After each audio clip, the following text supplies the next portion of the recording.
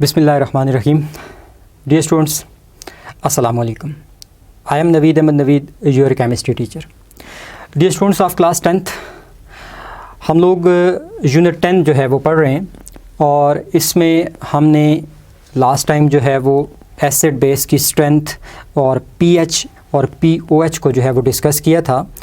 तो उसी सिलसिले का जो है वो अब हमारे पास अगला जो आज का टॉपिक हमारे पास है एसिड और बेस के सिलसिले का टॉपिक है और वो है न्यूट्रलाइजेशन रिएक्शन। डियर स्टूडेंट्स, आप जानते हैं कि जो केमिकल रिएक्शन है इसमें हमारे पास दो या दो से ज़्यादा जो है वो डिफरेंट सब्सटेंस मिलती हैं, कंबाइन होती हैं और उसके नतीजे में कुछ नए प्रोडक्ट्स जो है वो बनते हैं। तो डिफरेंट टाइप्स के रिएक्शंस हैं जो कि डिफरेंट सब्सटेंसेस में होते हैं। तो उन्हीं में से एक टाइप का रिएक्शन जो एसिड और बेसिस के बीच में होता है, this is called as neutralisation reaction. Neutralization reaction की तरफ बढ़ने से पहले थोड़ा सा हम जो है वो अपना प्रीवियस नॉलेज रिकॉल कर लेते हैं। बिल्कुल इस चैप्टर के स्टार्ट में हमने आर्हीनियस एसिड बेस थ्योरी या कंसेप्ट हमने पढ़ा था।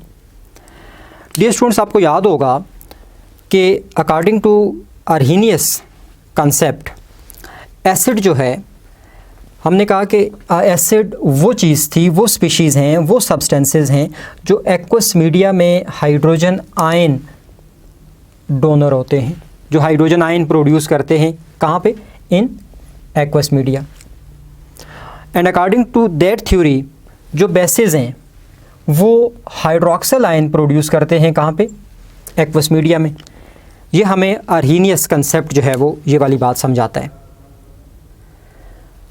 डियर स्टूडेंट्स, अब इसके बाद ज़रा आते हैं जी रिएक्शन की तरफ, अपने टॉपिक की तरफ, न्यूट्रलाइजेशन रिएक्शन की तरफ।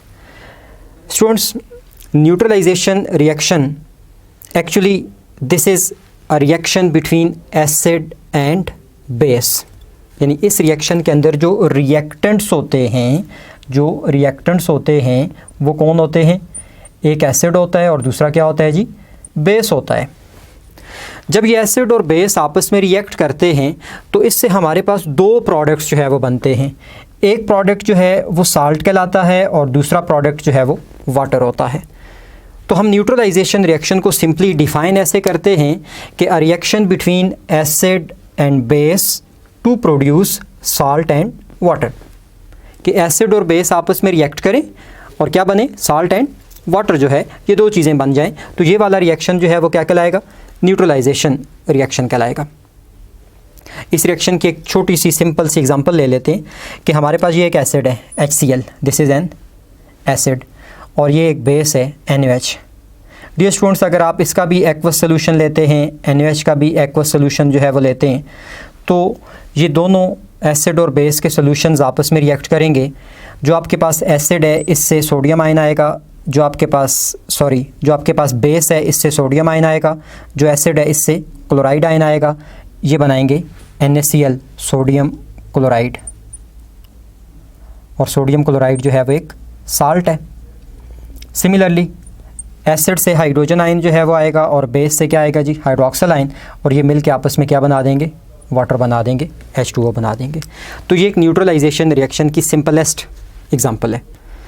अब ज़रा इस रिएक्शन को डिटेल में ज़रा इसका मैकेनिज़्म समझने की कोशिश करते हैं कि कैसे ये चीज़ें जो है वो बनी हैं। डियर स्टूडेंट्स, अगेन आपने आर्हीनियस कंसेप्ट की तरफ जाना है। एसिड है HCl, hydrochloric acid.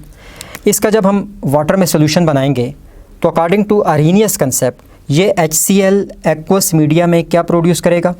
Hydrogen ion produce करेगा। जब HCl में से हाइड्रोजन आयन निकल आएगा तो बाकी बचेगा हमारे पास क्लोराइड आयन। यानी simply when we dissolve HCl in water it gives one hydrogen ion and one chloride ion. And similarly base का हम एक अलग सोल्यूशन बनाते हैं। बेस हम ले लेते हैं सोडियम हाइड्रोक्साइड NaOH। जब हम इसका सोल्यूशन बनाएंगे, इसको वाटर में डिज़ोल्व करेंगे तो ये बेस भी डिसोसिएट होगा, आयोनाइज होगा। एक इसका पॉजिटिव आयन सोडियम आयन बनेगा और सेकंड इसका नेगेटिव आयन हाइड्रोक्सिल आयन बनेगा। यानी वी कैन से कि sodium hydroxide is dissociated in sodium ion and hydroxyl ion. अब डियर स्टूडेंट्स, इस तरफ आते हैं, रिएक्शन की तरफ आते हैं। अब हमने इन दो सोल्यूशन जो हमने अलग अलग बनाए हैं, HCl का सोल्यूशन हमने अलग बना लिया है, NaOH का सोल्यूशन हमने अलग बना लिया है। अब देख रहे हैं जो HCl का सोल्यूशन है इसमें ये वाले दो आयन्स हैं और जो NaOH का सोल्यूशन है उसमें ये दो आयन्स हैं। अब हम इन सोल्यूशंस को मिक्स करेंगे, कंबाइन करेंगे। सोल्यूशंस को मिक्स करने का मतलब है we are going to mix these 4 types of ions. मतलब बेस से सोडियम आयन आया है, बेस से हाइड्रोक्सल आयन आया है, सिमिलरली एसिड से हाइड्रोजन आयन आया है, एसिड से क्लोराइड आयन आया है। तो हम जो है वो इन 4 आयन्स को जो है वो मिक्सअप कर रहे हैं। अब जब हम इन आयन्स को मिक्स करेंगे या इन दो सोल्यूशंस को मिक्स करेंगे तो हाइड्रोक्सल आयन जो बेस से आया है, हाइड्रोजन आयन जो एसिड से आया है, ये दोनों आपस में रिएक्ट करेंगे और इनके रिएक्शन के नतीजे में क्या बनेगा? वाटर बनेगा। ये स्टूडेंट्स क्या बनेगा? वाटर। रिमेनिंग आपके पास ये पॉजिटिव आयन और नेगेटिव आयन्स हैं। अब यहाँ बड़ी इंपॉर्टेंट और समझने वाली बात है। वो बात क्या है कि हाइड्रोक्सल आयन और हाइड्रोजन आयन ने तो मिलके वाटर बना दिया, अपना कंपाउंड बना दिया, लेकिन अभी ये सोडियम आयन और क्लोराइड आयन आपस में कंबाइन नहीं होंगे। क्यों नहीं होंगे? उसकी वजह ये है वाटर। वाटर जो है असल में ये साल्ट के आयन्स हैं। अब वाटर इस साल्ट को इसी आयोनाइज्ड फॉर्म में रखेगा।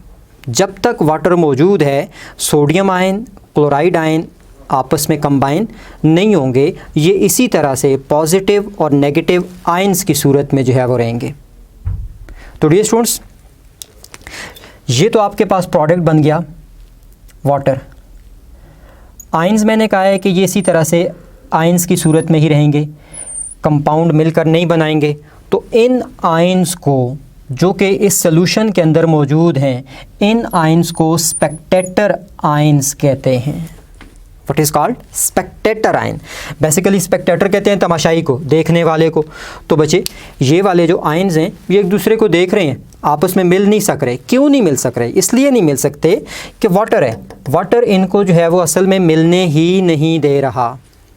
तो डियर स्टूडेंट्स, जब तक ये वाटर रहेगा, सोडियम आयन और क्लोराइड आयन या कोई भी पॉजिटिव और नेगेटिव आयन जो है वो आपस में मिलेंगे नहीं। तो ये क्या कहलाएंगे जी? Spectator ion. तो अगर आपसे कोई पूछता है कि what is meant by spectator ion, तो आप क्या कहेंगे? Ions formed when hydroxyl ion from the base reacts with hydrogen ion from the acid, those ions are called as spectator ions. तो न्यूट्रलाइजेशन रिएक्शन में एक आपके पास, जब आप एसिड और बेस के सॉल्यूशंस को मिक्स कर देंगे ना, तो एक आपके पास वाटर बन जाएगा, दूसरे क्या बनेंगे? स्पेक्टेटर आयन्स बनेंगे। ये कोई भी स्पेक्टेटर आयन्स होते हैं, डिपेंड करते हैं कि एसिड कौन सा यूज़ किया गया और बेस कौन सा यूज़ किया गया है। तो डियर स्टूडेंट्स, ये स्पेक्टेटर आयन्स हो गए। तो न्यूट्रलाइजेशन का फिर एक्चुअल मतलब क्या हुआ? तो न्यूट्रलाइजेशन आप देख रहे हैं, एक्चुअल जो रिएक्शन हुआ है, क्या वो हाइड्रोक्सल और हाइड्रोजन आयन के बीच में नहीं हुआ? जी बिल्कुल ऐसा ही हुआ है। तो हम ये कहते हैं कि neutralisation is a reaction in which hydrogen ion कहाँ से आएगा? ये from acid reacts with hydroxyl ion, ये कहाँ से आएगा? From base. तो reaction in which hydrogen ion from acid and hydroxyl ion from base reacts with each other to form water molecule is called as neutralisation reaction. अब जब हमारे पास ये reaction हो गया, अब अगर हम चाहते हैं साल्ट भी हम हासिल कर लें, तो उसके लिए हमें क्या करना पड़ेगा? We have to evaporate this water. हमें इसकी इवेपोरेशन करनी पड़ेगी, मतलब हम इसको हीट करेंगे, वाटर जो है वो इवेपोरेट हो जाएगा, वेपर्स से अलग हो जाएगा। जैसे ही वाटर जो है वो निकलेगा, अब ये दोनों आयन्स, कौन से आयन्स? स्पेक्टेटर आयन्स, ये दोनों आयन्स आपस में मिलेंगे और मिलकर जो है वो क्या बना देंगे? साल्ट बना देंगे, विच इज़ NaCl। तो ये हमारे पास जो है वो न्यूट्रलाइजेशन रिएक्शन था जी। इससे रिलेटेड और स्पेक्टेटर आयन्स से रिलेटेड हमने जो है वो बातें कर ली। अब डियर स्टूडेंट्स, आपने क्या करना है? ये दो मैं आपके सामने जो है ना वो एसिड और बेस लिख रहा हूँ, इनका रिएक्शन आपने जो है वो करना है। एक आपके पास एसिड है H2SO4 और इसका रिएक्शन आपने करवा देना है CaOH ट्वाइस के साथ, प्रोडक्ट बना दीजिएगा, क्या बनता है? दूसरा आपके पास एक एसिड है HNO3, इसका रिएक्शन आपने करवा देना है KOH एक बेस है, इसके साथ रिएक्शन करवा दें और कंप्लीट कर लें इस इक्वेशन को कि ये क्या बनता है। ये आपकी एक छोटी सी होम असाइनमेंट है। आई होप कि ये न्यूट्रलाइजेशन रिएक्शन जो है वो टॉपिक आपका क्लियर हो गया होगा। Thank you so much. अल्लाह हाफिज़।